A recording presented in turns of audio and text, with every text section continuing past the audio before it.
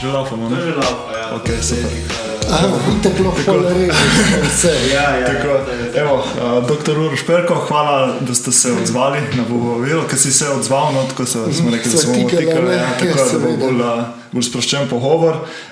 Hvala, da si se odzval na podcast. Sem bil zadnjič na predstavitvi tvoje knjige v Novi Gorici v sklopu knjige Pod krošnjami. No. Sicer nismo bili pod krošnjami, nekaj je zmotilo vreme, ne, ampak je bilo zelo zanimivo. Potem sem tudi vašo knjigo prebral, tvojo knjigo prebral. No. Pa me zanima, tako, kje je prav nastala ta ideja za to knjigo, oziroma ta knjiga izvira iz dizertacije tvoje, ne, doktorske. Pa me zanima, ne boš, da začnemo tle, kje je to nastalo. Ideja, oziroma kako je to nastalo. No. Prvo hvala tebi za povabilo, seveda, v podcast. Ne? Tako se mi zdi vedno z veseljem sodelujem. Zdi se mi tudi taka tema, da je dobro, da se čim več sliši. Ne? Jaz mislim tako, ne? Da je zdaj počasi, zdaj morda malo prehitevam, ne? Ampak tako, da je, pomembno je, da se govori, ne? Zdi se mi, da ta duh bo všel že malo tako, ne? Je malo všel steklenice, več v tem lahko kasneje, ker zdaj tudi je par ljudi začeli tudi se javno izpostavljati, začeli par športnikov. Ne? Ideja je pa nastala, to mislim, sem zdaj že nekajkrat povedal, za doktorsko dizertacijo, jaz pač prej sem delal v športu, ne? In v tej zadnji epizodi v športu, ki sem bil, je tisto, kar smo delali, izrazito bilo na dolgi rok po moji presoji škodljivo za športnika in ker ni se nekih sprememb dalo doseči, je pač enostavno, sem jaz rekel, se tega ne grem. Sem izstopil, potem, ko sem izstopil, takrat sem doktorat upisoval, in tema je samo od sebi prišla, ker jaz sem takrat sport zapuščal z besedom, da je to bolnica. Ne? V bistvu že eno se rekel, to je psihiatrija. Ne? In tema je samo od sebe Če te lahko zmotim, kaj si delal v športu točno? V športu je drugače, precej takoj, ker sem sam nehal se s pleznim ukvarjati, sem treniral, pač sem imel svoje plezalne šole, mlade plezalce, potem sem pa v smučanju kot kondicijski trener, to kar nekaj časa, ne, v različnih, pa z parimi različnimi športniki, kar se tiče kondicijskih treningov in tega, ampak potem pa tudi na neki točki priješ kot del ekipe in tam si pravim to, kar se je dogajalo, ne, v večjih različnih, ni samo v enem športu, ne bi zdaj, da je samo v smučanju, tako, ne. Mnogokrat gre res prek, tako, no, ko vidiš, kaj se dela, jaz sem bil precej zaprepaden, ne, tudi pri polnoletnih športnikih, ne, ali pa teh, ki so tam 17-18, prehod mladince med člane, pa ne sem z vidika duševnega zdravja, to pa se potem odraža na duševnem zdravju, pa tudi zdaj, če govorimo z tega strokovnega vidika, kar se ve, kar vemo o treniranju, o trenažnih procesih, o regeneraciji, to gre vse, mislim, tako pojma nimajo, no? Ne vsi seveda, ampak mnogi tam, ki delajo, res pojma nimajo, ne, mislim, tako, ki se uporablja, pa ne, da je vse, kar je staro delč od tega, da je slabo, ne, ampak niti nekih teh starih preverjenih metod ne poznajo, pa grejo bolj na tisto, kar so, ne vem, nekateri 30 let nazaj delali, pa so se oni od njih učili, pa ki teh že v njih niso več dobro delali, tako res tako zaprepadne, ne, pa po drugi strani ima zraven pogostokrat zelo uspešne reprezentance, ki evidentno delajo diametralno nasprotno, pa to nobenemu se ne zdi, da bi pa morda od tega kaj posnel, a ne pa v svojo prakso prins. Tako da, odraža se pa seveda potem v raznih stiskah športnikov in zaradi tega na koncu sem jaz potem s tem prekinil, a ne, tako se mi je. Pač pa tudi sem se zavedal, da je moja pot druge, da to pač sam vrhunski šport definitivno ni to. Tako da potem ta odmik sem tudi jaz potreboval in z tega vam je pa dizertacija radila. Knjigo sem pa že na začetku vedel, ker sem začel dizertacijo pisati, ker to se mi zdi najpomembnejše. Tukaj je dostikrat težava, ker ko se dela na nekem znanstvenem akademskem področju, potem se zelo velikokrat slabo to skomunicira z neko splošno javnostjo. In kot same dizertacije ali pa te znanstveni članki so dejansko nebrljivi in neka splošna javnost pač ne doseže, niti če bere, ne ve, kako se interpretira, kaj večina, in to se mi zdi en zelo, zelo pomemben korak, v katerem žal, mnogi zares dobri raziskovalci, ki dobre stvari delajo, premalo poudarka na tem dajo. Tako da meni takrat jasno, da bo to tudi v taki obliki prišlo. Ja, ker prav to, ko si že na začetku omenil pomen duševnega zdravja, premalo se govori o tega, ampak zdaj, ko nekdo začne govoriti, pa ko prije neka knjiga ven, potem se začne ta snowball efekt, se pravi, kepa začne rasti. Jaz dosti spremljam recimo tematiko izgorelosti in pred leti je šla ta knjiga Tine Bolčina, ki je bila o izgorelosti in takrat se potem začel premik tudi v to smer. Tako je fajn, da se govori zmeraj več o tega, tudi duševnega zdravja, predvsem zato, ker je to nevidno, ker pač sploh med športniki neke fizične poškodbe so vidne, duševno zdravje je pa noter, te rane so skrite, ampak še vedno so. Se pravi, jaz mislim, večina vidno, čeprav motnje hranjenja so zelo vidne, pa noben v bistvu na glas ne govori o tem, Mislim, tukaj zdaj moramo biti odkriti. Večina nekih športnic, sploh tam, kjer morajo biti lahke, meni žal, pač tam je vidno, da so anoreksične. Čeprav je res potem, to tudi, ker raziskuješ mnoge, pač imajo to atletsko triado, anoreksijo, atletiko, ki je neka subklinična motnja, ni še anoreksija nervoza, ampak lahko pa gre čez, kdaj na kateri točki gre, se ne ve, to so te nevidne meje, tako da pak mnogi potem zdrsnejo, ampak je evidentno, da imajo nizko težo, problematično težo, tako da se vidijo neke stvari, se pa ne vidijo, in tukaj je težava, ker se pravi, ker ni tukaj Matej Tušek, profesor, Matej Tušek, naš najbolj znan, mislim, športni psiholog, on je o tem tudi govoril, tukaj se je z njim strinjal, da ni toliko morda samo kot nek tabu, kot neki zanikanje. Tudi to, ampak mnogokrat jaz tudi mislim, da dejansko je tukaj, da se ne prepozna, lih to, ki se jih ne vidi, mnoge. Čeprav vprašanje, kaj bo tudi, ko bomo v stanju bolj prepoznati, ali se bo to potem zanikalo ali ne, da to še pride. To neprepoznavanje je odraz tega, ker se ne pozna to, ali je to, ker recimo v vaši knjigi ste tudi omenjali, da trenerji to prepoznavajo, ampak si nočejo sprejeti, oziroma se nočejo tega zavedati, da imajo njihovi tekmovalci neke težave. Mogoče kombinacija obojega. Pogosto trenerji spet, ne vsi, ampak dostikrat skupaj starši so precej problematičen člen tukaj noter. So problematičen člen in mnogi ne prepoznajo, po drugi strani so pa v nekem konfliktu interesov. Se zdi, so motnje hranjenja, dejansko to govori, da tudi sami trenerji morajo seveda o tem govoriti, ampak potem govorijo, je problem, se pogovorimo s tekmovalko in tako naprej, ampak se zdaj tudi čisto kot trener, pa zdaj, če treniraš neke člane, dajmo reči članice, ki so evidentno zaradi tega, ker so lažje, boljše, težko jih bo zdaj zajezdejo, da bo par kil težja, načeloma bolj zdrava, pa v pol, 10, 15, se v končni fazi bo od službo. Konflikt interesov. Tukaj se mi zdi, da je to kar problem.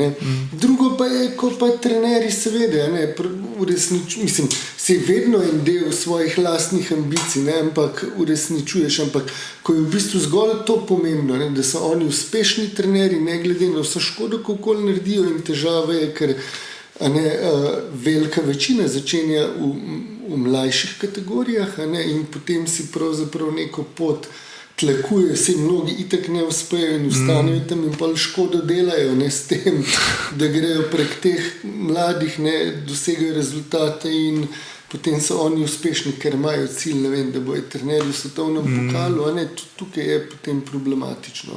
In starši prepogosto zraven potegnejo, pač se tukaj pridružijo in potem je tukaj kup enih pritiskov, sploh pri športniku, ki se razvija. Zdaj je pa tako, trenerji, to je treba reči, ne, mnogi, ne vsi, mnogi so vedno bolj izobraženi, ker kinezologija ima vrhunske programe, to lahko rečemo, ne, in fakulteti za šport in v Izoli, mariborsko športno treniranje, dela dobro, a ne, kljub temu, da svet, je pa tako, žal en drugega ne morejo videti, pa en drugega šimfajo, ne, ampak je škoda, ker vsak dobro dela, ne, in vse je dobrodošlo, da se trenerji izobrazijo in imaš kup trenerjev, ki so res vrhunsko izobraženi. Pa je tako, žal, te najboljši itak grejo hiter ven, ne.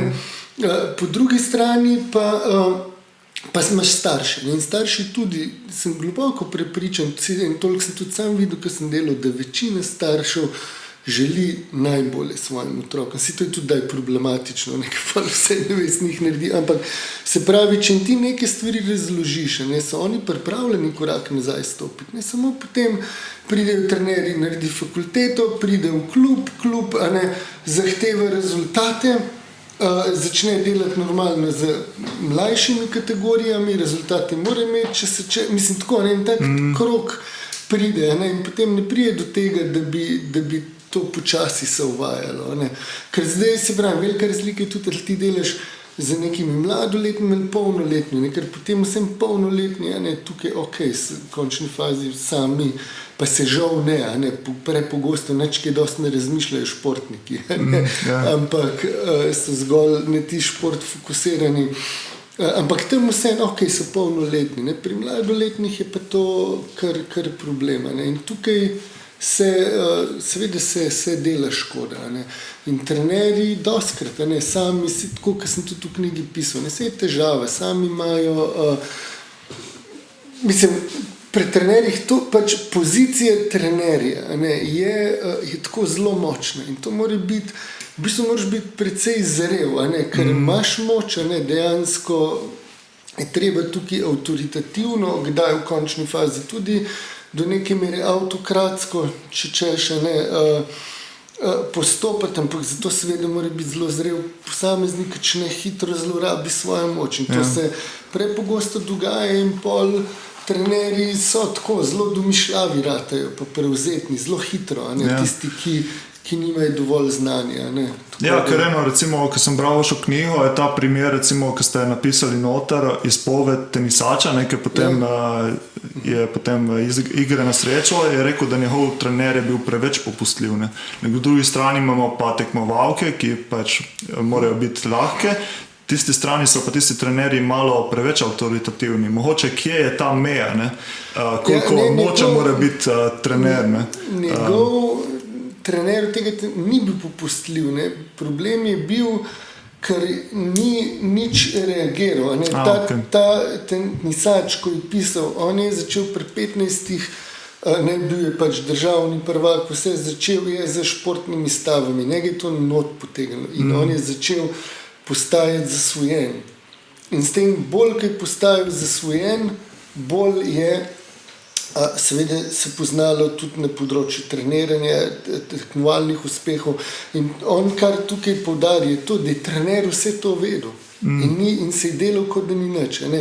To tukaj je problem. In trenerji mnogokrat pa so priče zraven, ko vejo, ne, da tekmovalci ali pijejo, ne vem, imajo te anoreksične vzorce, kjer ali se neč ne jejo skoraj, ali pa karkoli pojejo, pol ekscesivno telovadijo, ali pa bruhajo kdaj tudi, ne, in se delajo, kot da nič ni. Ne. To tukaj je bolj ta problem. Ne. Ja. Na drugi strani imamo potem tiste, ki so malo preveč avtoritativni. Ja, kje potem dobiti to mejo? Kaj je ta moč? To mora biti pač neka zrela osebnost, ne, ki zna med tem krmariti, ki ve, kdaj stisnem tudi z psihološkega vidika, ne, kje spustiti, ne, tako da in jih to verjetno potem teče. Ne. Ja. Lih ta vrednota potem naredi dobre trenerje, ne, da vejo, kdaj stisnem, kdaj pa popustiti. Zelo odvisno, ne, imaš ti tukaj ekipo deklet, ne, imaš ti ekipo, ne vem, tako se spomnim ekipo, pa ne vem, Sagadin čistko zmagal, ne, jaz pač sem že malo star, govori o teh starih trenerjih, takrat, ko smo še na športno gimnazijo hodili, pa smo to spremljali, ne. Pa meni takrat seveda njegov pristop, sem pač tudi sam imel težave z avtoritetami, ni bil blizu, ker on je bil izrazito avtokratski, tam je tiste košarkaše, se znaš, ampak normalno, če imaš ti tam 17-19 let stare mlade junce, kar naenkrat tudi ratajo popularni, dobro plačo dobijo, itak, da jih moraš do neke mere seveda tudi stiskati. Ampak pa je pa treba tudi nekje malo tako, ne moraš ta občutek imeti, kje pa malo spustiti, kjer mu pa to lahko ga zaustavi, tako da tukaj je treba ni samo eno ali pa samo drugo. To je ta trenerski čut, ki ga imaš, pa ga nimaš. Pa tudi človek v končni fazi moraš biti. Tukaj je tudi se pravi, doskrat so neke bolestne ambicije v zadej, ki potem, vse drugo odpade. Je samo to pomembno, da ti rataš nek top trener na področju svetovnega pokala. Pač eni za to imajo kapacitete, enih pa nimajo. Prej si omenil smučanje, oziroma v knjigi omenjaš smučanje oziroma težave z alkoholom. Tudi zdaj si omenil, zato sem te vprašal, kaj si delal pred tem, ker nisem videl povezave s knjigo, ker si omenil smučanje pa trenerji FIS. In velik problem je alkohol in sploh recimo, ko sem poslušal zadnjič tvoje predavanje o knjigi in tudi potem skozi knjigo, si nisem predstavljal, da je alkohol tak velik problem, kot je v športu oziroma v vrhunskem športu, pa mogoče lahko začnemo kar malo pri tem alkoholu, pa potem gremo na ostale stvari, ki si jih še omenil v knjigi. Je kar velik problem, ampak mislim, da se ne zavedamo. Alkohol je problem, seveda je velik problem. Zavedamo se pa ker pač smo Slovenci mokra družba, ker pač pijejo vsi, ker je to nekaj najbolj normalnega. Problem je to, ker to, kar sem na smučarskih tekmah doživel, ko prideš in na teh tekmah najvišjega nivoja ob 10 zjutraj trener med prvim pa drugim tekom pije pivo. In to se zdi vsem normalno, ker pač v Sloveniji to je normalno, ker med malce ob 11 spiješ per. In to redko kjer pomisli, čakaj, to pa nekaj ni v redu, valjda, da ni v redu in valjda, da ni normalno. In mnoga pitja alkohola se zdijo tukaj čisto normalno, pa so v bistvu že zelo problematična. In mi smo v stanju alkoholika prepoznati v tisti zadnji fazi, ko se veš sam še v jamo zvrne, ko se čist zapusti, ko čist propade, takrat rečemo, da ta pa je alkoholik. V drugih fazah pa ne prepoznamo, pa so ravno tako seveda že alkoholiki. In pač med trenerji se tako, kot sem pisal, pač ta tenisat sam, potem, ko ni več bil dovolj dober za igrati, kaj je postal, ob polni zasvojenosti z športnimi stavami, on postal trener najmlajših. To je zadnji, popolnoma neprimeren za kaj tacga. On je pol delal par let z njimi, ob te zasvojenosti, tako zadnje, kamor bi hotel otroka dati, v neko tako okolje. Tako da, če se pa še nazaj najhujše pa itak, ker ne trener, ne starši, noben ne pomisli, da bi pa šport morda lahko tudi kaj slabega bilo. Vse sam dobro in vse, kar se dela, ne more nič škoditi. Da ne bo zdaj mnogo dobrega, to tudi pol na zaključku lahko povemo, kup nekih stvari, ampak po drugi strani je pa kup stvari, ko ni dobrih. In alkohol, alkohol pri športu kup je nekih pritiskov, kup je nekih momentov, kjer normalno je neke anksioznosti, neke tesnobe. Alkohol je definitivno najboljši anksiolitik, najbolj pomiri. In pol seveda športniki itak pijejo, če zmagajo, sploh v ekipah se veselijo, če zgubijo, pol spet pijejo, normalno, pol je preveč stresa, pa se ga spet nabutajo. In je težava. Največja težava je pa to, ker si drugače od zunaj se kar dobro. Če greš malo članke pogledati, ker je kar mnogo člankov, seveda se ukvarja s to temo in tudi če malo pogooglaš, ne rabiš nekih znanstvenih strokovnih člankov, si vidiš, da je kup enih člankov o športnikih, ko po nekih uspehih se ga na mrtvo napijajo. Ampak to je nek vzorc, ker to ni enkratno, ampak to seveda delajo pogosto in potem, če ne prekinejo s tem, zdrsne počasi alkoholizem, tako da niti ne vejo. Spet tukaj, niso, čeprav mene je presenetilo, v naši raziskavi mi smo imeli zelo mlad vzorc, pa je že nekaj jih kaže, da očitno imajo, pač to morda potem se dotaknemo, ker smo s testi merili, ti ne moreš klinično reči, je odvisno od alkohola, je depresiven, pač meri simptomatiko, ki pri nekem številu točk, potem najbrž, če bi šel na pregled, bi pokazalo. In kar nekaj jih je, ko v bistvu očitno imajo že razvito odvisnost od alkohola, ker vsem za odvisnost od alkohola pa rabiš kar nekaj let treninga. Tako da je to problem, seveda, in tudi pri ostalih, pač imajo problematične vzorce pitja, tveganje, reči, če potem nehaš, pač se ne razvija alkoholizem. Sam tukaj ni te kritičnega pogleda in mnogi ne nehajo in potem seveda se to razvije naprej, zdrsne v alkoholizem. Meja je pa tako, kot prej sem pri anoreksiji govoril, pa pri anoreksiji atletiki, pač nevidna, ne veš. Zelo oska, ne? Mislim, oska si pravim, predvsem nevidna, ne veš, kdaj si čez. S tem, da en lahko spije bistveno več kot drug, pa se ne bo poznalo, pa v bistvu ne bo alkoholik nekoga, ki je pa malo bolj lebilen, bo pa zelo hitro neslo, da bo zgubljal kontrolo, da bo imel to hlepenje potem alkohol in tako naprej. Domače povedano, koliko ga neseš, ne? Ne, ni to čisto. Ne, ni samo to. Pač gre bolj tako za osebno strukturo v kosi. Ni to, da zdaj koliko lahko ne spiješ. Tudi ta druge genetske. Mislim, da tukaj genetika, se to je vse prepleteno. Tudi ne bi zdaj toliko globoko šel na to dolgočasno preveč ratalo. Gre za to, da en rabi zelo malo časa piti, pa zelo malo alkohola, čeprav gre na žurga, eventualno lahko precej spije. Mislim, tako enkratno pa ga nese, ampak bo že zelo hiter. Pač temu tako najlažje reči, da ima v bistvu tako odvisnostno strukturo.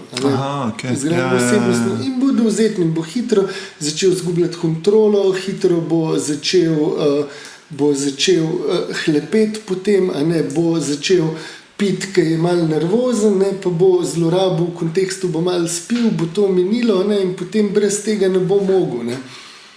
To je, nekateri pa relativno lahko pijajo, rečemo, spije 2-3 pive, rečemo vsak dan, pa bo trajalo leta preden bo čez zdrsno. Ga ne bo, ker pač se bo lahko ustavil, bo naredil stvari, ki jih je potrebno. Tukaj je ta razlika. Kaj pa recimo, kakšni vzroki za alkohol, tu pišeš tudi v knjigi. Ena si omenil, se pravi, tu je pritisk, stres, drugi je pole družba. V knjigi omenjaš še družino oziroma družinske vzorce. Tukaj pa jaz mislim, da največ gre tukaj, kar je zelo pomembno. Samih dejavnikov, da bi razložili te res visoko prisotne, depresivno simptomatiko, anksiozno, motnje hranjenja, pa predvsej problematično pitje alkohola, v samem športu mi dejavnikov nismo našli. Ne pomeni, da jih ni, ampak po vsej verjetnosti jih je bistveno manj, kot sem jaz tudi sam mislil. Se pravi, s tem, koliko mi lahko razložimo, da ima en depresivne ali simptomatike ali pa zlorabe alkohola, koliko dober športnik je, koliko časa trenira, kdaj je začel trenirati, koliko treningov ima, ne vem, koliko pomembno igralno mesto in to bore malo vpliva. Še enkrat pridemo do tega, da šport ni kriv, kot si že prej omenil. Sam šport, sam šport ni kriv. Šport je pač je neutralen, zdaj pa kaj mi z njim delamo, to je ta problem. Lahko je čist dober, lahko je pa seveda zelo slab, zelo škodljiv tudi, kup nekih stvari. Čeprav, če smo že tukaj, tudi vsi v knjigi, ki so dali intervjuje, ki so pisali svoje zgodbe, kljub temu, da so ali se zapili, ali so imeli neke druge zasvojenosti, ali so zdrsnili motnje hranjenja, vsi so povedali, da če se ne bi športom ukvarjali, bi to se zgodilo že mnogo prej, mnogo globje bi šlo in tudi ne bi bili tako pripravljeni tega premagati, ker vsem šport ti pa da neko disciplino, red, neko trpljenje lahko prenašaš, in to so lastnosti, ki potem se tudi lažje z teh stvari ven potegneš, ali pa tudi karkoli naprej, potem če delaš si lahko bolj uspešen, tako da to je že treba reči, ampak tudi tako smo mi z raziskavo ugotovili, je nakazala, ker nismo jo tako zastavili, da bi te stvari toliko natančno merili, ampak v bistvu so se zraven pokazale. Potem pa vsi tukaj, ki so bili precej naključno zbrani, vsi pišejo, so očitno težave v primarni družini. Vsi izhajajo v tej knjigi iz alkoholičnih družin. Ali pa se tukaj lahko tudi tiranija, kjer je neko psihološko nasilje, telesno nasilje, spolno nasilje, neko čustveno nasilje, pa ni nujno, da alkohol pač rezultati istine. Druga stran, huda zloraba otrok. In pravzaprav o neki travmi lahko govorimo, to, kar danes videvamo, kjer je pretirana permisiva, kjer je vse dovoljeno, kjer so hiperprotektivne matere, to je pa še bolj uničujoče. In tega je ogromno. In ko greš, seveda, tukaj dobršen del zlorabe alkohola, se da, jaz mislim, prek tega modela, odrasli otroci alkoholikov, ker zelo dobro se ve, zdaj že kar nekaj časa, da je to skupina, ki je zelo oškodovana. Ker pač otrok odrašča v alkoholični družini, vse, kar je za njega se naredi, je v bistvu narobe. Vse, kar starši je napačno. In so seveda oškodovani, poškodovani in ko odrastejo, kup ene patologije razvijajo. Od seveda v prvi vrsti zlorabe alkohola, velik procent jih potem sami zapijajo, do raznih drugih tveganih vedenj, promiskuitete, do motenj hranjenja in tako naprej. In zelo podobno, kar tudi v športu vidimo, rečemo, ne morejo dokončavati stvari, tudi mnogo športnikov, tisto, ko ne more pike ne ideti, ali pa naprimer, ki se ne došolajo. Čeprav imajo redko, ker bo rekel, da nima časa, da šole dokončane. Nekateri morda nimajo kapacitet ali pa druge razloge, ampak mnogo teh, pa jaz mislim, da lahko se ravno ta skupina odraslih otrok alkoholikov, tipično ne more stvari dokončati, mnogi ne morejo došolati, so falirani, da tukaj lahko se tudi ta del pripiše, zakaj so vsi športniki. Niti večina športnikov nima izobrazbe in tega, ker ne vem, če Tina Maze dokončala, rečemo Franci Petek, in to so športniki, ki so res veliko okol, mislim tako, ne vem, zakaj nek odbojkar ne bi mogel doštudirati. Si normalno, da ne v 4 letih, ali pa neko šarkaš, ampak v razponu 8-10 let, pa seveda lahko. Tako da tukaj se pozna in jaz mislim, da to z primarnimi družinami se marsikaj da razložiti. Dejansko tukaj je to, ko iz teh nekih nemogočih razmer pravzaprav pobegnejo v šport. In točno to zdaj, pa seveda jaz to, ker sem potem v knjigi malo več prostora imel, sem malo širše interpretiral, sploh tukaj z teh znanstvenih krogov, je to vedno malo problematično, pa sploh, ko se dotakneš alkohola, sploh, ko se dotakneš primarnih družin, to nekako vse je malo na pol sveta, v tem se niti tikati ne sme, pa se pa res sprašaš, kaj pa če morda malo to preveč peleš, kaj pa če to morda malo greš pregloboko, ampak ravno prejšnji teden je Jani Brajkovič v tem pisal zelo odmeven intervju. Žal, večina ljudi seveda ga ne bo razumela, ne bodo umela pomembnosti, so tudi v kontakt stopila, ampak on piše natanko iste stvari, in on je povedal, si točno pove, da marsikdo zaradi tega ga ne bo maral, ampak da pač povedal, da on pravi sicer za vrhunskega kolesarja, ampak to bi lahko posplošil, moraš biti pač vrhunsko traumatiziran v otroštvu in govori o tem, kako je svoje telo zlorabljalo, kako je v bulimiji 15 let tekmoval, ko pravzaprav naslednja stopnja je, če ne bi vsem tem zaključil. In ker to tudi potem po končani karieri se še kar naprej vleče, pač na drugih področjih, da je pravzaprav sam še smrt. In to pač potrjuje. Mene je zanimivo, recimo, ker prav omenil, da so, se pravi, neka čustvena nezrelost je bila v njegovi družini oziroma v okolju in kako ta potlačenost čustva so potem gnala v to, da ni hotel biti v stiku s svojim telesom in tudi potem šport kot edini orodje, kako izražati ta čustva oziroma kako sprostiti to napetost. Hkrati pa s kolesarjenjem, ker res hud šport, vzdržljiv šport, je hkrati izčrpaval svoje telo, kar je povzročilo, da je še bolj bil pod pritiskom, ne? In potem je rato ta vicious cycle, ko se reče. Ne? Ja, se je tak začaren krog, to je v bistvu čisto odvisniški vzorec tukaj rata.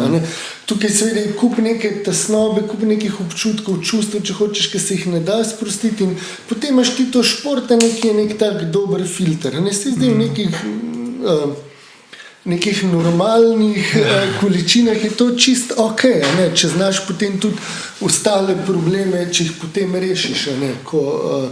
Ko se pač ne diha, sprostiš in potem normalno vstopaš. Ne? Tukaj gre pa ekstremno, gre pa v športu zelo enostransko in to pravzaprav postane odvisnost. Ne? In potem je tako, kot pri vsaki odvisnosti, gre tukaj za neko izgubo kontrole, za neko sprostitev, kateri sledi potem, tako ste dve faze, se reče to acting in, acting out. Zdaj nekaj, kako se jih po Sloveniji, mislim, da vzdejanjanje, acting out, pa dobro, ni tako važno. In to pa skozi nihaš, nekaj časa tisto delaš vse, veste, zelo asketsko, in potem, ko gre to mimo, športniki se trenirajo, pripravljajo, in potem pride tekma, in po tekmi, veste, pa to vse se sprosti, in je teden dni pol pijanke, in razvrata, mislim, tega je pogosto, ali pa se sezona neha. Pri nekaterih je sam acting out, naprimer, stalno, ker drugače itak je ali utopijo bolečino, predvsem dostakrat tudi ne čutijo nič, so utopeli in pravzaprav jih to potem na nek način sprosti, na nek način začutijo sploh sebe, prek teh sploh ekstremnih športov, to je tak izrazit act out, pogosto je pa seveda to nihanje, kjer se stalno izmejuje, in to je popolnoma odvisniški vzorec.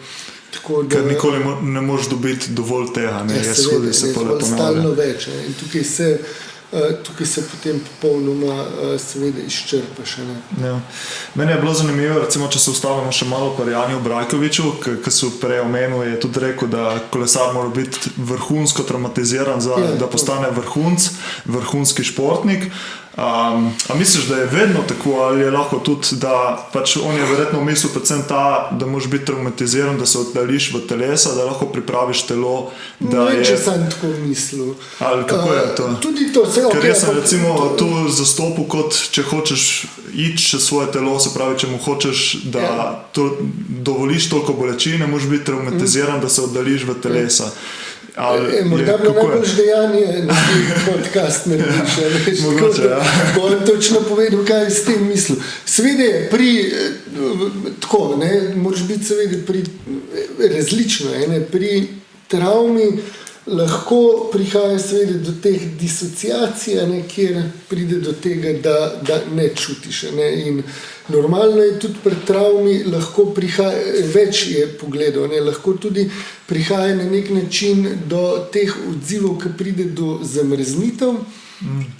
zamrznitev, kjer isto je posledica, seveda, nič ne čutiš. Nič ne čutiš, potem...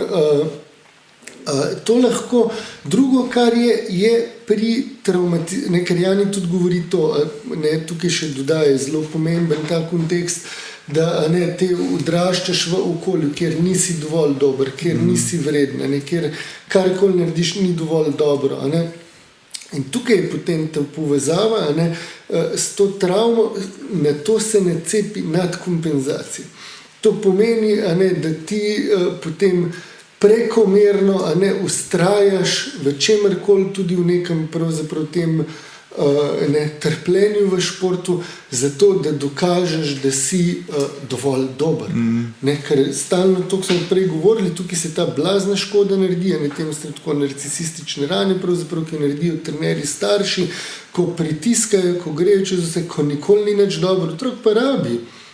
Da dela dobro, ne samo to, tudi rabi poraz, rabi kdaj neko krivico, ampak če stalno, če imajo starši, trenerji neke nemogoče želje, nemogoče ambicije, ki jih ta otrok ne more doseči, dobi seveda občutke manj vrednosti, dvom vase in na to potem se nalepi ali popolna dekompenzacija ali nadkompenzacija. In tukaj je Brajkovič rekel, tudi to, naslednja faza je sam še smrt, pač oboje se pač zelo slabo konča, če se na neki točki ne prekine, ne, samo drug konc palca. In ta nadkompenzacija seveda ni najbolj učinkovita, ne, tudi jaz sam v svojem primeru lahko povem, jaz danes vem, da če bi res več kot pol manj treniral, bi imel bistveno boljše uspehe. Ne. Ampak dobro, pri kolesarjenju je pa to nujno, pa še marsikaj, ker morajo res nalagati, pa se v mnogih športih, ne, in tukaj ne, stalno trenirajo, da dokaže seveda, da so oni dovolj dobri.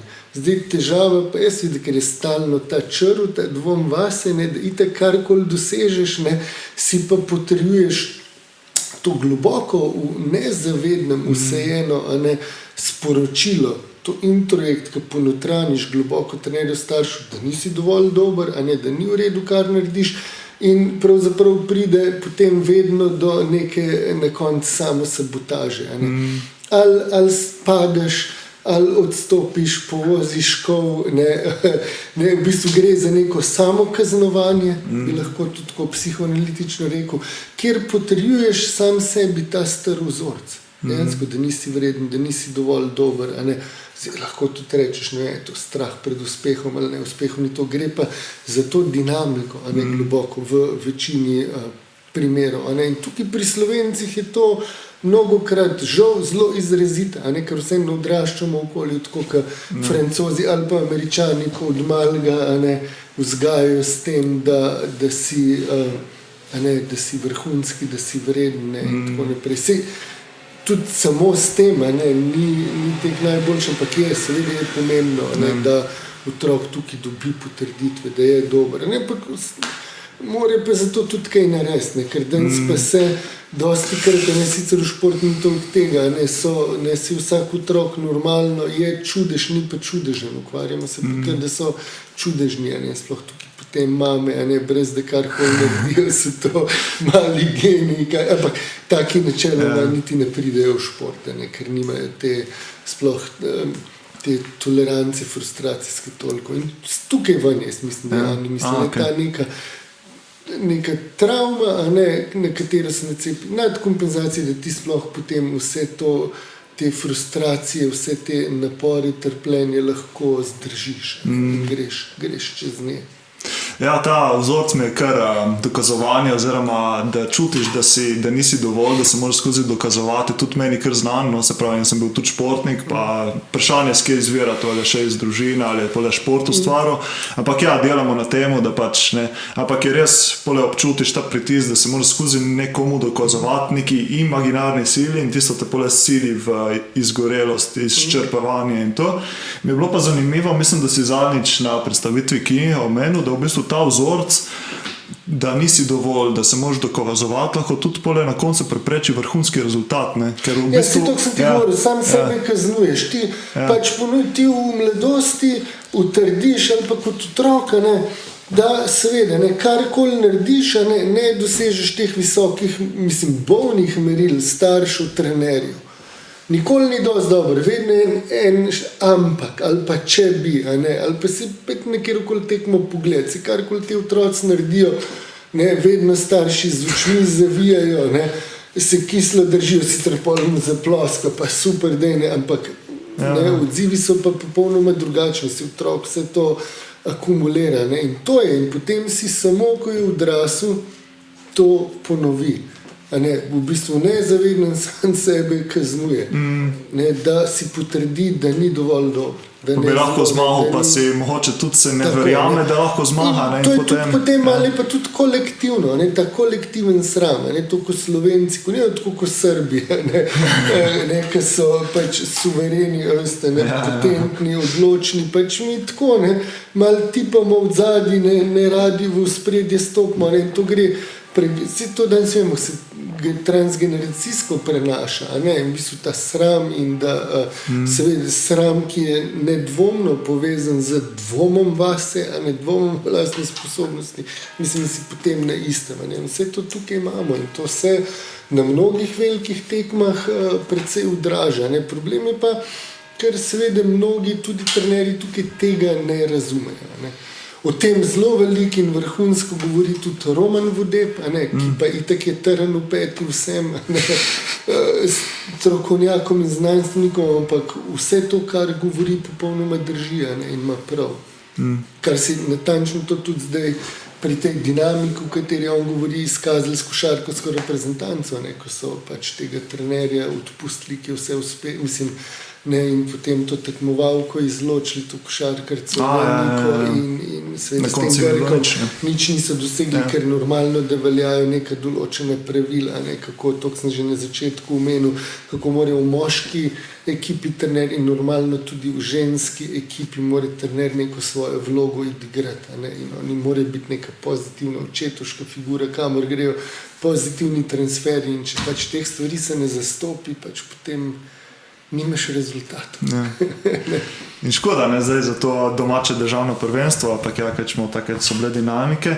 No, mogoče zdaj gremo na tudi drugo tematiko, ki si jo obravnaval v knjigi, se pravi, malo si že omenil to motnje hranjenja in prehrano in so predvsem, meni je bilo zanimivo, recimo v knjigi, ki si omenil, da ne vse športnice, ki imajo med športom težave z anoreksijo, potem tudi pridejo ven z tega in nimajo več tega. Nekateri imajo, oziroma nekatere pa nimajo, pa grejo mogoče hitro ven z tega. To mi je bilo recimo zanimivo, pa sploh nasplošno ta motnja hranjenja so sploh taka malo dobra tema za raziskati. To je tema, ki je najbolj raziskana dejansko, ker tudi največ vedno podcastom in tako. Za raziskati tukaj na podcastom, tako sem mislil. Mislim, zdaj ta del, ko praviš, pri motnje hranjenja, da neke športnice, mislim, razlika je ta, da ni kljub temu, da izgledajo anoreksične vse, kar se že prej dotakala, niso vse anoreksične ali pa bulimične. Pač je ta subklinična, ko ne dosega vseh, se pravi, simptomi so enaki, ampak vseh kriterijev teh kliničnih pa ne dosega in to je anoreksija atletika. Pač, če gledaš tekmovalke, anoreksične pacientke, pa naprimer športnice, simptome imajo isto, nič ne jejo, imajo zelo nizek body mass index, pod 17, pod 16, imajo izredno nizek krvni tlak, ta razna zaprtja, hipotermijo zebejih in tako naprej, na zobovju se poznajo spremembe, udrte so, ampak ni pa, kaj je tista razlika, pri tekmovalkah ne bi bilo te psihološkega distresa pri tej anoreksiji atletiki, se pravi pri športnicah, tega psihološkega distresa, v prvi vrsti te motene telesne sheme.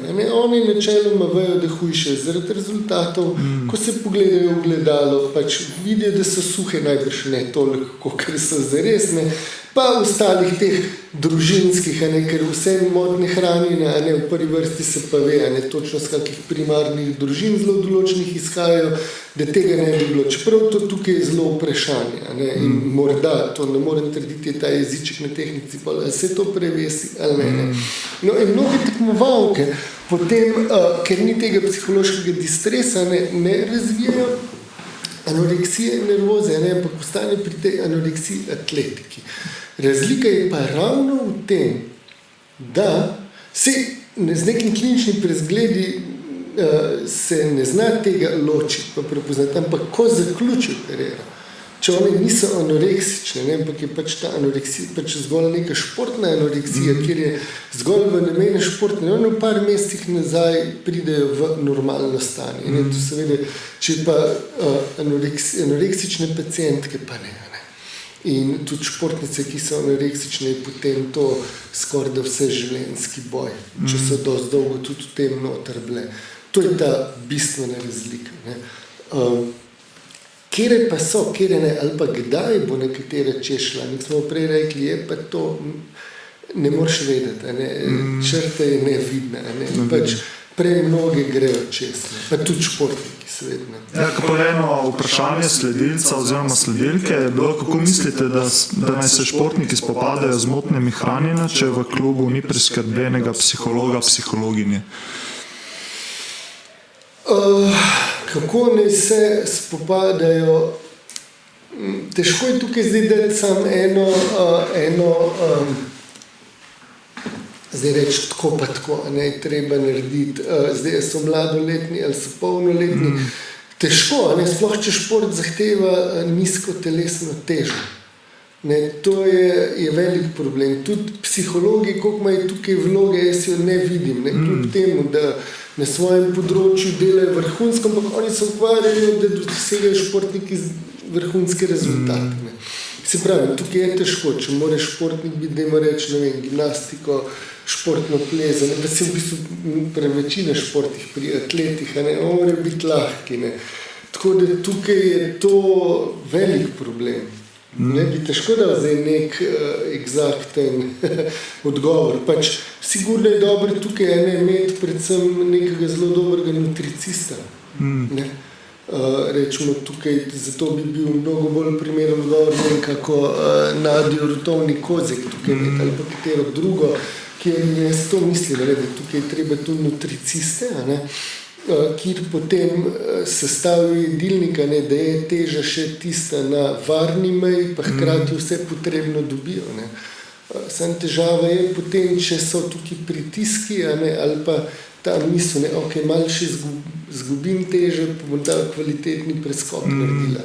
Ali pa druga težava je, kar se dogaja, ne, in to vem, ker pa so me tudi nutricisti spraševali, ne, ko klub ne jame nutricista, ne, ampak z nalogo, da tekmovalka shujša. Ne. Tekmovalka pa že tako body mass index 17 pa 15 let.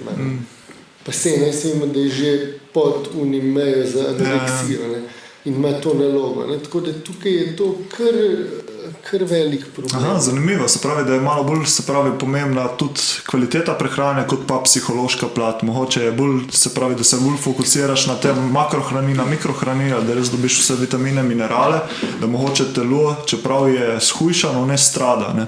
In potem mogoče ne prije do teh vzorcev. Pač vse je prepletem, ampak ja, tukaj tudi to. Nisem kup pomislil. Se pravi, ker vsi, v bistvu, po mojem, vsi mislimo, da to so motne hranjenje, vse zvira iz psihe, iz glave, mogoče pa, če telo izčrpano, potem laže se hengla to. Razvije, veš, tudi kdaj je problem, veš, tudi to, ne, športniki enostavno zaradi, ne vem, nimajo možnosti dovolj hranil unesti, ne vem, grejo nekam, so v nekem okolju, kjer veliko trenirajo, kjer ni ustrezne prehrane, ne, in potem tako je prepleteno, ne. Pa verjetno tudi mentalna moč oziroma ta mentalni mental hardship, se pravi, da veš, čeprav hujšaš, da ne padeš v tisto fazo tukaj so anoreksije. Zelo, ne, kaj je tisto, kar gre čez problem, ker ni nekih, se pravi, netančnih odgovorov, na drugi strani pa so tukaj konflikti, ne, zdaj, ok, lažje, ker sem ali pa lažje, kaj zdaj nek smučarski skakavc, a veš, tako kako bo, on mora biti lahek, ne? On v bistvu ne sme kaj dosti jesti, ne? In veš, tako da in normalno, da ne bo jedel, ne? In tukaj ne si na tankem ledu, tukaj se mi zdi bolj to pomembno, da se o tem govori, da je to slišano in da predvsem potem, ne, ko gre proti koncu karijera, ne, ali pa ko hodi na tej tanki črti, da je od zadnji neko zavedanje, ki pripomore k temu morda, da ne zdrsne čez, ne, ali pa potem, ko se končuje to, ne, da ve, kam se obrniti. Zanimivo. Ampak tukaj je, to so neke stvari, ki se zdaj šele odpirajo in ko bo treba tukaj nastaviti, raziskati neka urodja, a ne razviti. Zdaj smo govorili, kako šport vpliva na motnje hranjenja, v bistvu kako so lahko motnje hranjenja posledica športa. Tle eden sledilc, pa je tudi fitness trener, pa je ful zanimivo vprašal, ali mogoče nekateri ljudje, ki imajo že neka motnje hranjenja v osnovi, oziroma če so že neke motnje hranjenja prisotne, ali izbirajo potem tudi šport, ki to motnje hranjenja tudi pole pospeši. A mogoče poznaš ki poznaš, oziroma kaj se ti zdi? To je bilo tako, je nek kontra, ne? Se pravi, kako šport vpliva na, kako šport lahko razvija motne hranjenja, oziroma kako lahko neke že prej motne hranjenja še dodatno potem izbirajo šport. Mislim, težko, jaz mislim tukaj, da gre tako to z roko v roki. Z roko v roki, ne? Jaz mislim pač, da za neko, to se spet vrne k tem primarnim družinam. Zdaj, ponavadi, večina deklet ima, čeprav tudi športniki so dovzetni, ampak vsem tukaj dekleta prevladuje. Ne? To so dekleta, ki prihajajo iz nekih perfekcionističnih družin, storilnostno naravnanih družin iz višjih slojev, ki nazven kažejo popolno sliko, not nič ne štima. Matere so hladne, odnosi so hladni. In to šport kar naenkrat postane super poligon, kjer se ta idealna slika lahko dotere na polno. In tudi starši tukaj, ko nimajo kontakta, se ne zastopajo, najboljše je seveda, da se ukvarjajo z otrokom, da tak otrok začne trenirati, da se zdaj v ženskih športih itak v večini je teža pomembna, v bistvu skoraj ni športa, kjer ne bi igrala, si tudi te borilne veščine, kjer pač so lahko tudi teže kategorije, pa če rečemo najtežje lovijo potem v spodnjo mejo, lahko precej problematične vzorce razvijajo. In tukaj iz takih družin pogosto potem športniki zbežijo, otroci zbežijo v šport, in potem je tukaj ta nastavek, da se to, da gre čez vse meje, in da se razvije potem neka možna hranja. Ne vem, tukaj ne vem, je pa najbrž do neke mere seveda, a veste pa, v teh družinah potem, ki so anoreksične dekleta, one so nevidne, nobenih ne opazi, in pol dejansko se izstradajo, ker jih itak noben ne vidi od zadnjih hrepenil, do vidu, in take, pa bi rekel, se pravi, tega, ne vem, če je to kdo raziskoval, najbrž tudi bi rekel, seveda, da v osnovi potem neko tako dekle, ki je že tako izstradano, ki že dostkrat tudi poleg stradnja vadijo ekscesivno, da potem se odloči za nek šport, seveda, kjer je nizka teža. Primer, gre taka plezati, itak da v dobro plezati, se nima nobene teže. Verjetno to se vidi bolj v amaterskem športu, se pravi, kot ste rekli, če so neke v družini problemi in ima že neka punca, potem že neke začrtane za anoreksijo, mogoče zbere fitness oziroma bodybuilding, kjer je še dodatno potem lahko se strada, pa lahko potem zaradi tako naprej. Zdaj ne vem pa, če bodybuilding... Mislim, tako je en tak primer, recimo, bolj v amaterskem športu se verjetno to vidi. V amaterskem športu so pa stvari itak dostkrat še bolj problematične kot v vrhunskem. Jaz sam pač amaterskega nisem raziskoval, pač itak je danes na splošno teh časov pač socialnih omrežij, Instagramov, in tudi v te usmerjenosti pravzaprav leta nazaj si delal, pravzaprav je bilo, veš, to delo na sebi si šel vaslo popularnem, pa so ljudje ne vem kam v Indijo hodili, zdaj pa telo, v spredju, in vsi delajo na telesu in sploh kar se fitnessu in to tiče, mislim, da morda ni to problem anoreksija, kot je tukaj problem bigoreksija, ortoreksija, kjer pač bigoreksija pa vemo, da je samo obrnjena anoreksija. Ortoreksija pa tudi zanimiva, se pravi, ortoreksija je pa vse zdravo. Mora biti vse točno, vse tako. To je tudi precej problematično in potem so te z temi popolnimi postavami se ženejo, in sigurno je tukaj tudi kup ene patologije, ampak na tem se pravi, to je lahko tako, kot kar komentiramo. Zdaj pa, ko gre pa to čez v vrhunski šport, je pa druga zadeva, ampak se ve, tudi rekreativni kolesari, zelo problematično, zelo problematičen vzorc ljudi, s kateri se tem ukvarja, ali pa bodybuilderi, tudi se ve, da bodybuilderi te Ne, da v bistvu je zlorabe dopinga med rekreativnimi bodybuilderji mnogo večje, še kot v športu. Ja. Sploh športu tam si ne bi delal utvardi, mislim tako. Ja, to bi mogli z nekom, ki je noter, ne, v tistem krogu govoriti. Ne bo govoril. Ne, ja, nisem. Mogoče samo leta kasneje, ko prije ven z tega, ne, tako kot je. Recimo Armstrong, ki je takrat potem leta, ki je že bil ven, priznal vse in tako. Zdaj pa tretja velika tematika, ki si jo obravnaval, se pravi v knjigi alkohol, prehranske motnje hranjenja, potem je bilo pa še depresija, tako da mogoče še se tle malo ustavimo. No. Ja, pri depresiji so bili pa tako rezultati najbolj, presenetljivi. Depresija je najbolj pogosta motnja duševna med športniki.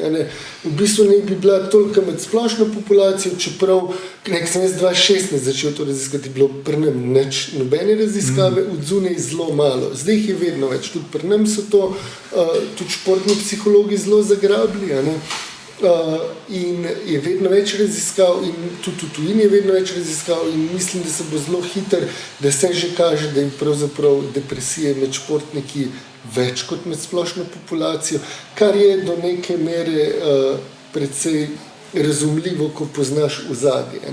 Tudi največ športnikov pravzaprav je spregovorilo o depresijah, od Lindsey Vonn do Williams sester, mislim, da Serena, sem ne me zdaj za besedo držal, do kup nekih nogometašev, Iana Thorpa in tako naprej. Pri nam Brigitte Langerholz je imela težke epizode depresije. Samo vse to se zdi, ker potem te športniki govorijo, da je to zelo daleč od nas, tukaj od dogajanja v Sloveniji ali pa od telovadnic, v kateri mi treniramo in kada se nas to ne more dotakniti. Pri depresiji je problem, ker se ne prepozna, ker dva taka hakelca sta. Enostavno se vedno misli, da depresija pomeni utrujenost, brezvoljnost, apatičnost, da je tisto človek ima črne misli, ne more ostati samomorljiv, ampak ne, imaš pač izredno heterogene slike depresije, se pravi, kup nekih različnih simptomov, se lahko depresijo pomeni, kar v končni fazi, karkoli imaš, pravzaprav si lahko depresija.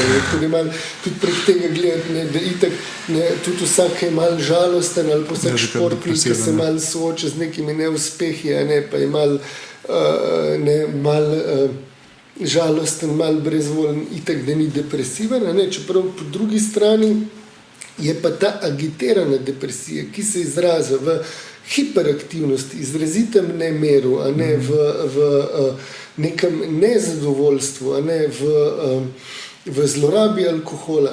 To pa noben ne prepozna in tega pri športnikih je ogromno.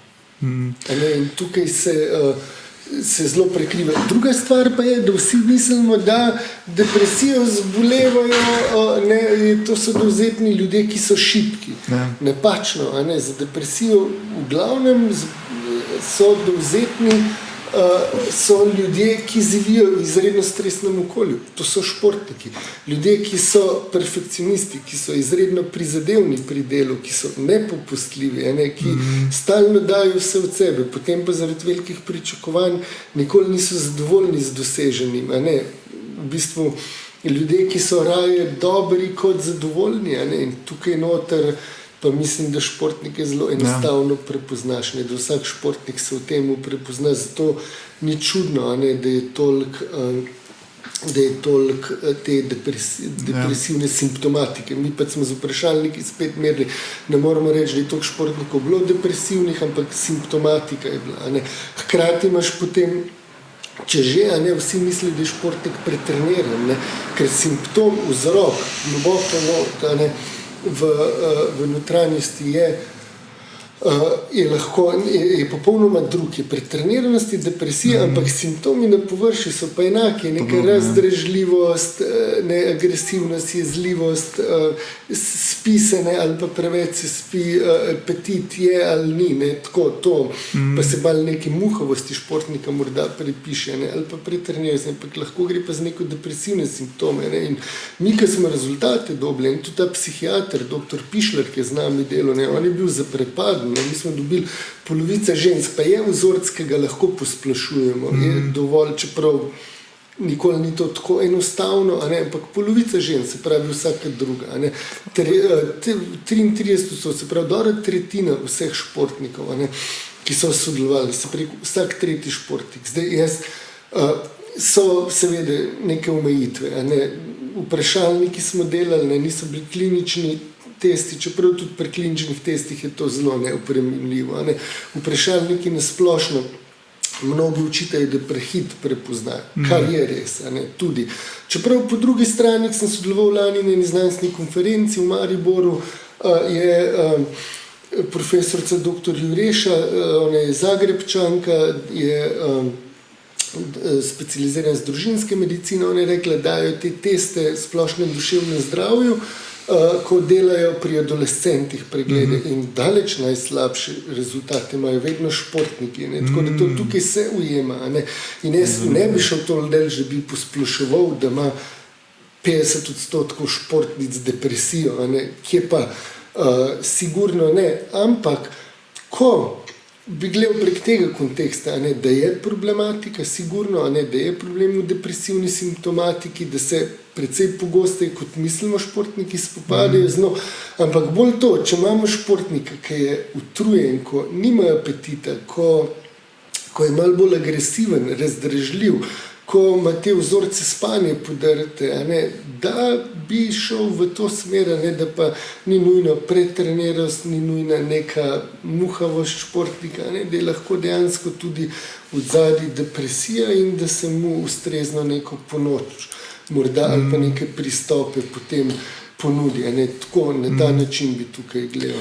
In pa še to, kar pa lahko primerjamo, gledamo pa teste, same teste, ki smo jih mi uporabljali, jih pa tudi v tujini. In tukaj so pa naši športniki precej izstopali napram, precej višjo simptomatiko, so imeli precej višje točke, so na testih dosegali kot v tujini. Tako da tudi, če že po rezultatih prednačimo tudi po tej simptomatiki.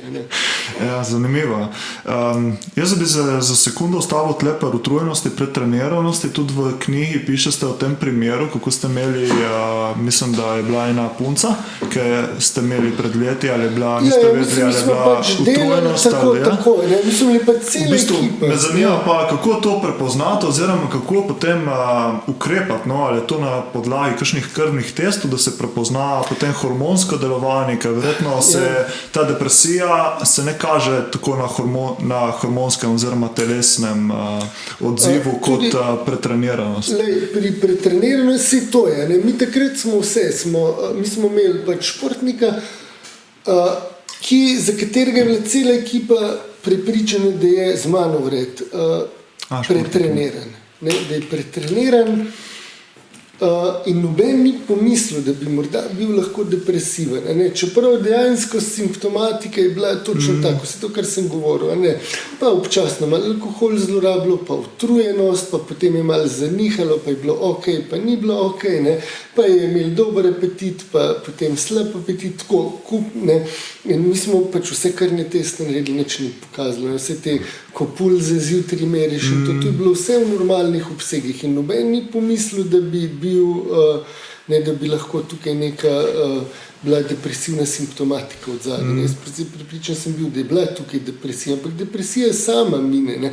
Tudi če se jo ne zdravi v roku pol leta, blažje epizode, 9 mesecev, če je malo teže.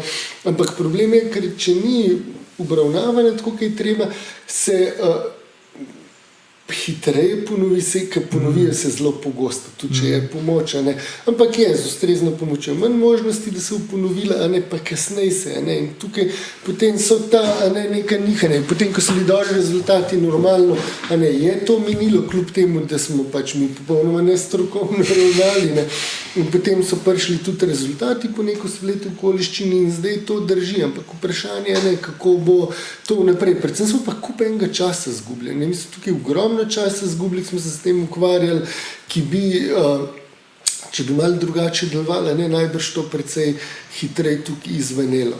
Je pa, ko pride do nekih sploh blažjih depresij, če govorimo, nekih stanj, ni nujno vedno, da rabiš strokovno pomoč, dosti kdaj gre tukaj samo, da da malo drugače začneš delati športnikov, da ne vem, morda rabi malo več neke podpore, morda sploh tam, kjer je več izolacije, da gre bolj v neko socializacijo, v neki ta del, da se podkrepi, da se neke pritiske malo omeji, pričakovanja, da se ga morda ni nujno s treningov ga treba umakniti, ampak morda z nekega tekmovalnega, tega kroga toliko tekam, ki toliko neuspehov zapovrstjo potem sledi, ker je toliko nekih pričakovanj tudi tihih, tega, da se ga razbremeni.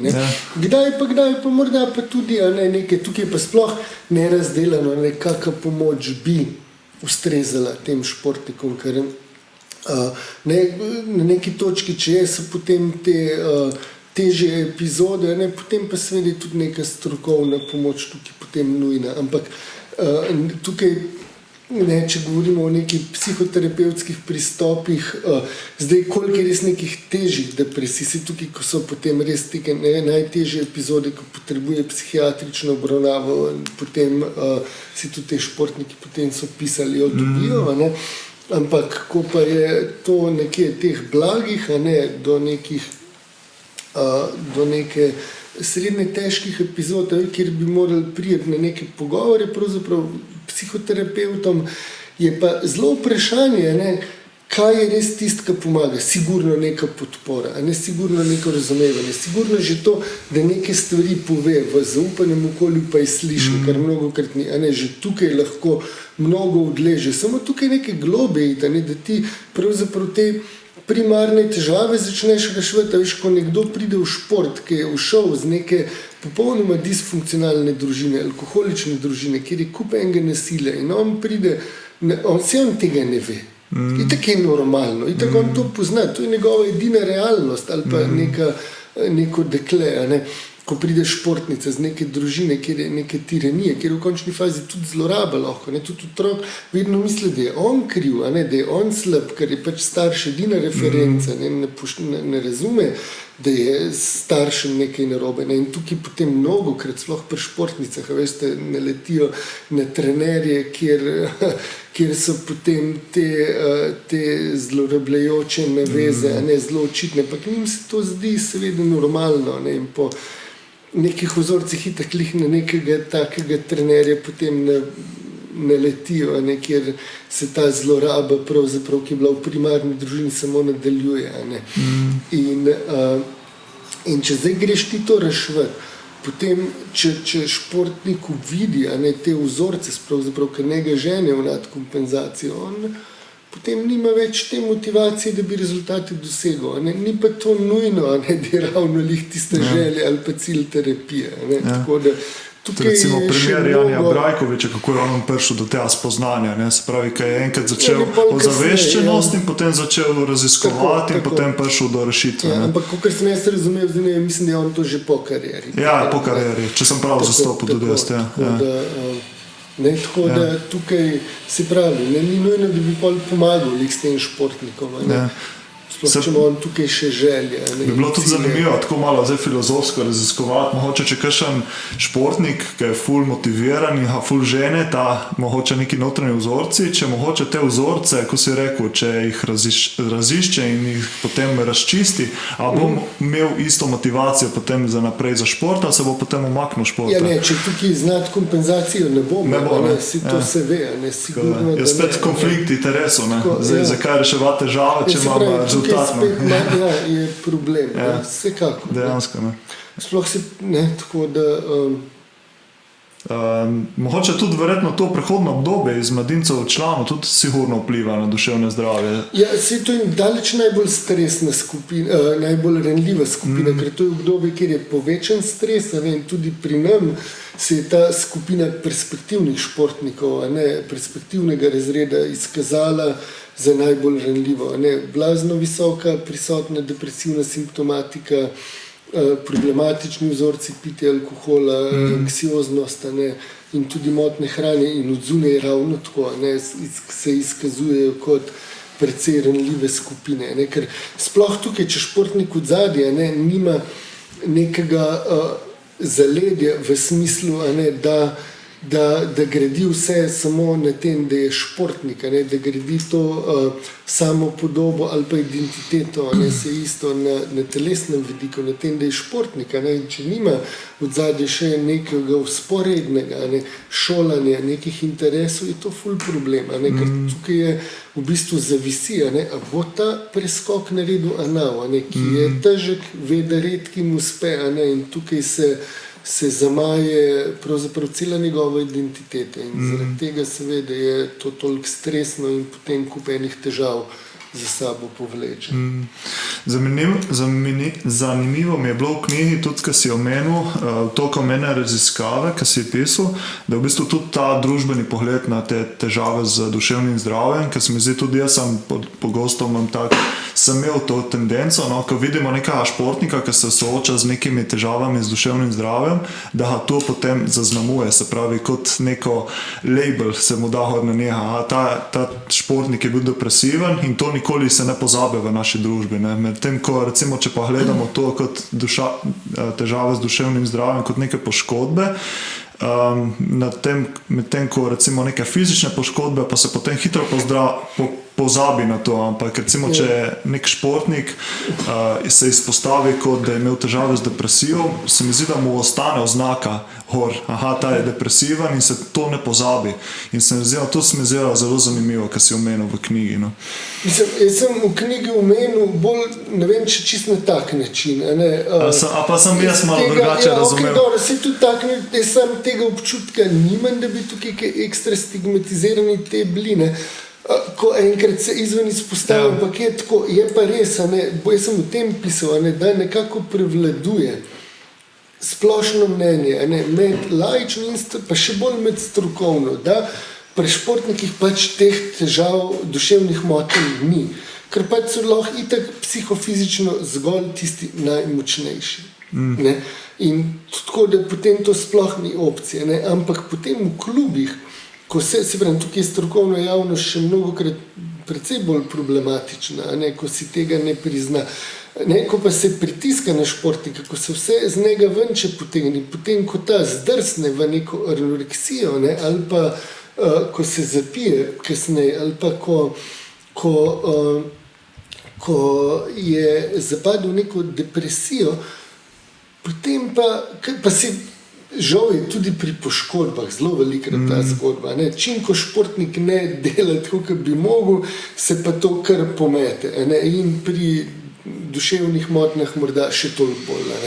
Kot da pač ti športnik ne obstaja. Nobenega kaj dosti več ne briga, kaj se z njim dogaja. Športnik pač se tam zdaj sam sabo te težave rešuje, za klub pa kada ga ni, in se o tem ne govori in ne izpostavlja, ker pač seveda bi to bilo problematično, sploh če neki postopki ali pa trenažni procesi, ki so v klubih, in tudi odnosi do tega morda pripeljejo. Z tega vidika se to zdaj, da bi pa rekel tisti, ki se izpostavljajo, da imajo, ne vem, tega občutka pa nimam. Mogoče sem samo jaz dobil tak občutek, Se mi zdi, da se jih dejansko tudi vedno več jih govori. Mogoče je bilo to pred leti toliko, da je bilo malo bolj stigmatizirano, da zdaj je boljše. Mogoče sem jaz malo razumel na tak način in imam že neko idejo v svoji glavi in potem je to okrepilo. Tukaj to se mi zdi. In problem je to, da ne zmoremo prepoznavati duševnih motenj v športu ali pa češ težav v duševnem zdravju, ki jih imajo športniki.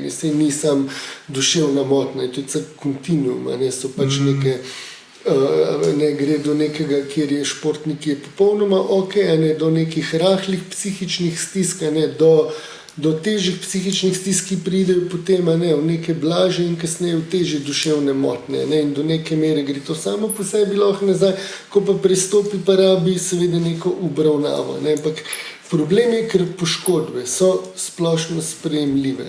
Zdaj spet, jaz sam imam to veliko težavo, če je pri mladoletnih nekaj splošno sprejemljivega in normalnega, da je sestavni del poškodbe.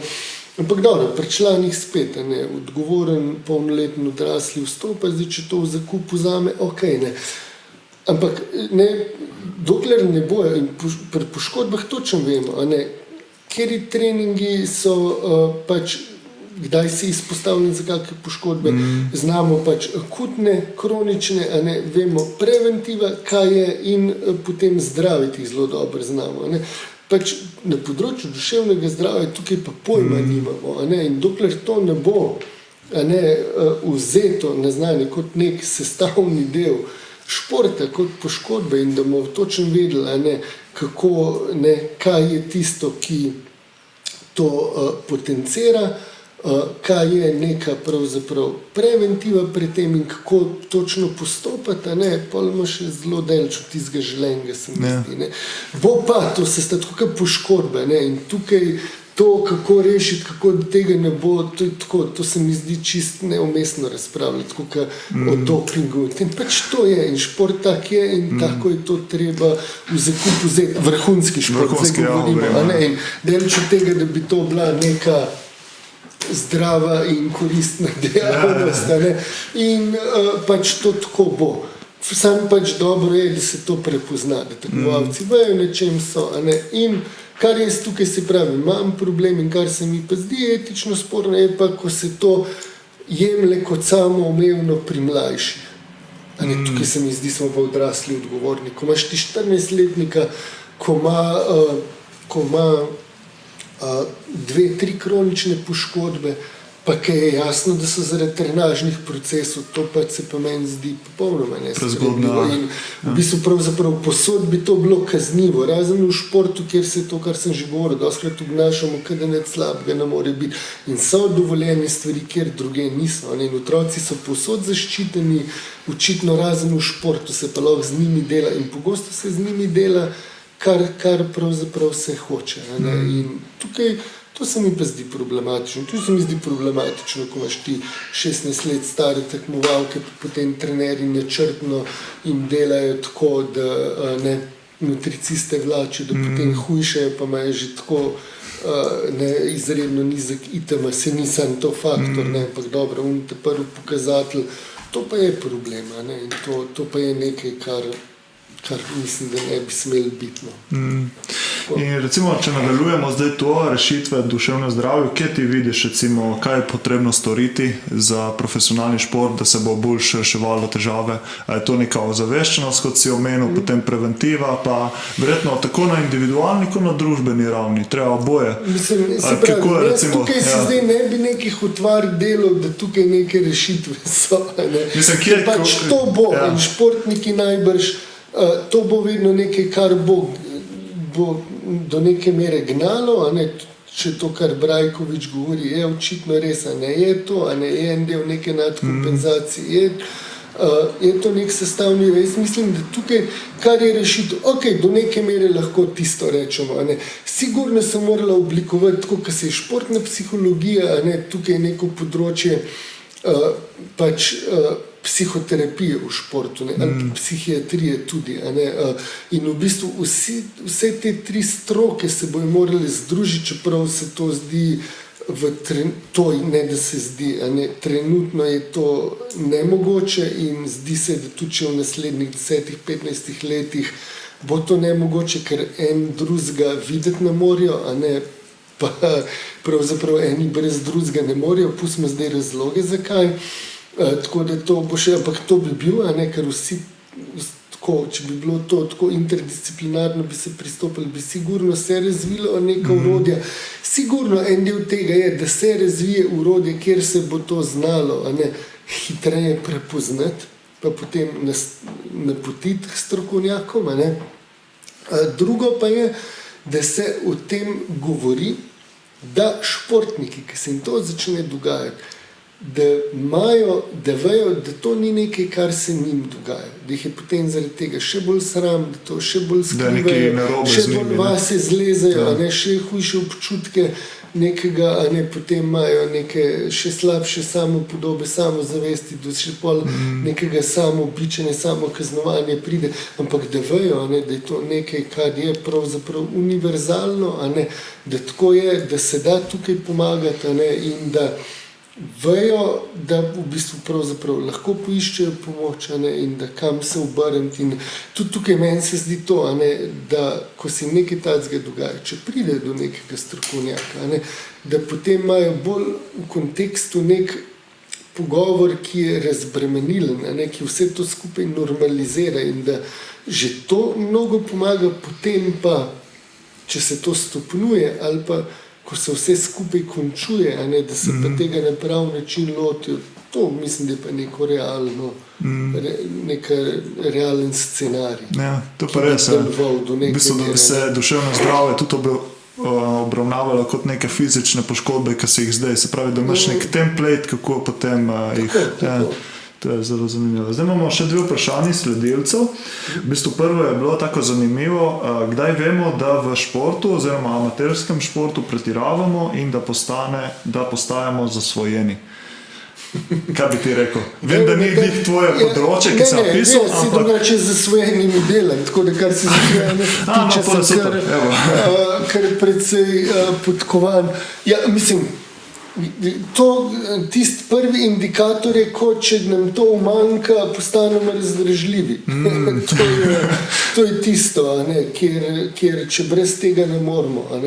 Če tega nimamo in smo potem sitni, jezljivi, to je, se slabo počitimo, v bistvu imamo te utemnitvene simptome, ko ne vem, če ne vem, kaj delamo, če tečemo in potem nekam gremo, ali pa kolesarimo, pa nekam gremo, kolesarjo je kar precej takih, in nimamo sabo kolesa, pa gremo, ne vem, zdaj, če smo že odrasli, z ženo in otroki na dopust in smo tam pa en teden, ne vemo, kaj bi samo sabo. To je tisti prvi indikator. Ja. Vse mislim, da se kar večina športnikov dobi v tem, je tudi potem malo taka triki, kako prepoznati, ali je šport tisto, kar nas res veseli, ali je že malo na zasvojenost, ker se prepleta. Če tudi to, ko imamo mi neke probleme, ko jih vse do neke mere, ko se ti navadiš, jaz tudi rekreativno tečem, vse rabim to. Ja, se to, ampak da to postane zasvojenost. Zasvojenost to se pravi, ko ti, če imaš neke druge stvari in to en teden upustiš ali pa se poškoduješ in imaš dejansko utegnitvene simptome, ki so pač lahko tudi v tresavici, potenju, predvsem pa v neki nervozi, je to definitivno znak, pa predvsem to, če ti imaš, ko pride do nekih stisk, ker spet, vse na eni strani, ko pride do neke napetosti, ko si obremenjen, normalno, da se s tem sprostiš, ampak težava je, če potem ti stisk problemov, ki ti jih pravzaprav vsakodnevno življenje da, ne rešuješ in to potem sprošča s tem, da greš športati in sebe utopiš, kot je Brajkovič pravil, da potem te to niti ne sekira kaj več dosti. To je potem, ko začneš opuščati naprimer dolžnosti, ki jih moraš opraviti, ne vem, šolske obveznosti, potem kot te rekreativni športniki pravi, imajo že družine, čiste osnovne družinske obveznosti, potem pa je to težava, ko je pač to na prvem mestu in vse drugo odpadati začne. Ok, super. Zdaj pa še zadnje, kaj bi naredil drugače v tvojih 20 letih? Se pravi, bivši športnik, kaj bi zdaj recimo, če bi se, to je tako spet malo bolj zanimivo. Kaj bi naredil drugače? Pa ne, pravzaprav, zdaj, če potegnem črto, tako sem zadovoljen. Ne bi dostikrat si tako mislim, ok, pa bi bilo, pa škoda, ker nisem več časa že takrat šoli po svetu, pa že takrat doštudiral, pa bi lahko raziskovalno pač bil bolje postavljen, pa bolj aktiven, ampak v bistvu bi bila to samo druga slika športa, pa po drugi strani si mislim, ok, pa bi morda medicino doštudiral, ki se mi je vedno tako zdel. Ampak to zdaj, ko potegnem črto, tako bolj, ko zarev letujem, v bistvu ne bi zamenil, ker me je to tako oblikovalo, ko sem in sigurno nikoli ne bom nek vrhunski znanstvenik, ker niti nimam več ambicij, ali pa ne bom, ne vem, imel nekih kar se tiče teh kompetenc, ne, ampak za to delo, ki ga zdaj delam, pa mislim, da me je to tako širše oblikovalo. In kljub s to mojo izkušnjo v športu, sploh takrat kot v pleznih sem veliko okoli hodil, sem dobil nek pogled širši na svet, kar mi lahko tudi kdaj seveda pride zelo prav. In če že, kar bi, če gledam nazaj, bi v samem športu to, bistveno manj treniral, ker zdaj vem, če bi manj treniral, bi definitivno mnogo boljše uspehe imel, ker smo bili stalno pretrenirani. Pretreniranost. Non-stop in ker jaz potem v neki točki, ne vem kaj je bilo, takrat pa vem, da nekaj časa nisem mogel trenirati, tako 2 leti nisem mogel trenirati in meni tako uspehi so šli tako eksponentno, so 2 leti se večali, tako wow, bolano, pa pol spet prvo, kar je bilo, sem začel ful trenirati, itak, ker je pravzaprav odvisnost tukaj to, In drugo, kar je, bi takrat poleg, zdaj, če bi še enkrat ne bi čist šolanje takrat pustil, bi zraven vsaj neki minimum naredil. Pa ne samo zaradi samega šolanja, pa gre tukaj za to, takrat tega nisem mogel doumeti, to temeljno disciplino, ki mora biti na vseh področjih. Neka disciplina, nek red, ki ga jaz takrat sem imel totalen kaos, in razen seveda pri treningih. Tam sem bil discipliniran, pa posod druge je bilo. Meni se takrat zdelo, to vsi sem discipliniran, pa delč od tega, da bi bil. To, tako da generalno ne bi. Generalno, ko gledam, ko sem bil star 20, to doskrat rečem, sem delal točno tisto, kar me je takrat res veselilo, kjer sem se videl in sploh tam od 15. do 20. 22. To je bilo res krasno. Mislim, to je bilo takrat neka krasna leta, so bila, smo jih ob treniranju, v plezanju, smo okoli hodili, parkrat sem bil tako v Ameriki, po Franciji smo bili skozi tako, ne bi zamenjal, tako je bilo res enkratno, tako da in takrat, ko sem gledal naprimer na ljudi, ki so stari to, kaj je zdaj, ker je počasi pred 50 in ki so živeli tako, kot je jaz, se mi je zdelo, raje se pod vlako ležem, ker da bi tako živel. In pač vedno smo imeli takrat tako določene te nezrele, te večne mladeniče v očeh, ki so živeli tako, kot mi pri 45. In kad danes sem zdel, tako to bo, to bo skozi splezel, pa tako zdaj, ko danes zagledam, in če bi živel na tak način, pa spet ugotovim, da bi se 100-krat raje pod vlako živel, kakor da bi seveda tako živel. Tako da generalno gledano je čisto ok. Super. Tako ne obžalujem, ne bi stvari kaj dosti drugače delal. To se mi zdi bolj, kot si zadovoljen s svojim trenutnim življenjem, manj bi spremenil. Ker vse, kar si šel včasih, te je oblikovalo, kar si danes. Gre za to, da ti pač stalno se razvijaš, da stalno rasteš, da rešuješ pravzaprav neke vsakodnevne probleme, se z njimi soočaš, ne pometaš, ne zanikaš, jih rešuješ, s tem seveda napreduješ, sploh v bistvu ta faza si ustvarjalen, imaš nek smisel, potem ne gre normalno, da to me enkrat, ko sem v domu upokojencev delal, rekla ena skoraj 100-letnica, da starec se je zelo lepo, če svoje cilje starosti prilagodiš. To je res. Seveda je problem, če misliš pred 45, veš, boš tako kot 20-25 let, kaj da bo, moraš neke stvari sprejeti. Ampak so druga področja, seveda, kjer lahko napreduješ. Normalno, da se spreminjaš. Ampak moraš pa vsak dan biti aktiven, biti izven teh nekih con obdobja, da napreduješ, da se soočaš, da rešuješ probleme in to pravzaprav je tisto, kar te dela potem zadovoljnega. ne tisto, da ti najdu neko, mislim, seveda najdi stvar, ki te veselijo, red delaš, ampak tudi tukaj not je treba vsak dan znova se premagati, nekaj narediti, ni vse sam tisto dobro in sam neko uživanje. Ne? In potem kot stranski produkt normalno prije to, da si zadovoljen, tudi srečen kdaj, ne? Predvsem tukaj za neko to bazično zadovoljstvo. Ne? Evo, to nas poleg direkt pelje na zadnje dve vprašanji, ki imamo za vsakega gosta. V bistvu so direkt vezane na tematiko podcasta, se pravi Benesere, dobro počutje. Kaj za tebe pomeni dobro počutje in 3 nasveti za več dobrega počutja? To mogo prej, kot podcast slušati. Imam rajši, da so taka spontani odgovori. Sveti za dobro počutje. Sveti za dobro počutje bi rekel predvsem to, ne, da v osnovi je, zdaj tako to ful dolgočasno zgledalo, ne, ampak je to ta nek osnovna disciplina, nek osnoven red, ki pravzaprav nudi neko varnost, neko rutino, kjer seveda potem ti dnevno deluješ v smislu, da rešuješ probleme. Se pravi, kar se mene tiče, je neka dnevna rutina, ki me pripelje do tega, da sem potem vsakodnevno dobro.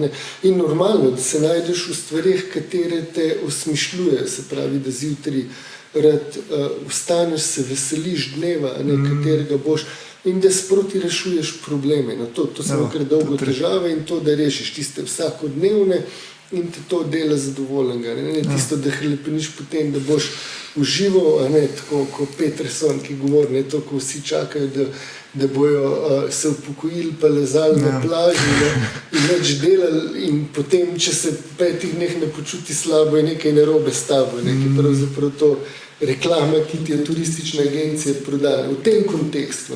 To se mi zdi ta neka osnovna mentalno-fizična higiena, to, da si v stiku s svojim telesom, da si fizično aktiven, da, ne vem, meni to osebno pomeni, da zjutraj 20 minut potelovadim, da parkrat na teden pač odtečem, brez da si čas merim, ampak da se pač prečistiš, da si pač redno v stiku z naravo, to, pa z tem duhovnim, presežnim, se pravi, z literaturo, tako s kulturo, te stvari.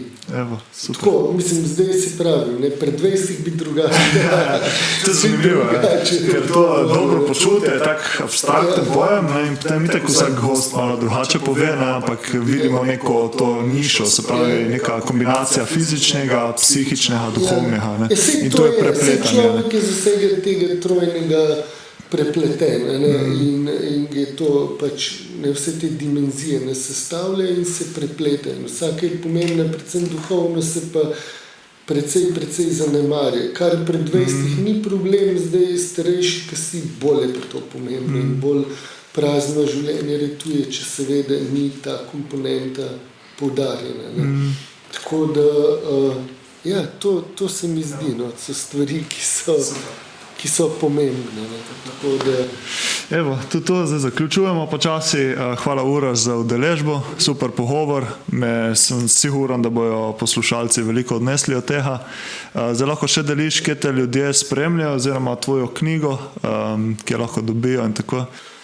Knjigo pač lahko meni direktno kontaktirajo, preko Sičen v Google tipkajo, bojo dobili podatke, pač prek Zavoda Mitika zdelujejo. Tako, če ne bo dal jaz povezave v opisno, tako da... Nudimo pomoč ljudem v stiski in tam so vsi kontakti, se da knjigo naročiti drugače preko spleta, založnik, ta knjigar, Buča založnika, ima tudi svojo knjigarno, se da dobiti tako. Drugi kontakti, če bi kdo kakšenkoli vprašanje ima, so na spletu. Tako da se tudi tebi vabilo zahvaljujem, pa veliko sreče pri nadaljnih podcastih. Hvala, najlepša hvala. Hvala za poslušanje vsem. Upam, da vam je bil zanimiv podcast in se vidimo naslednjič. Čau. Okay. Tako.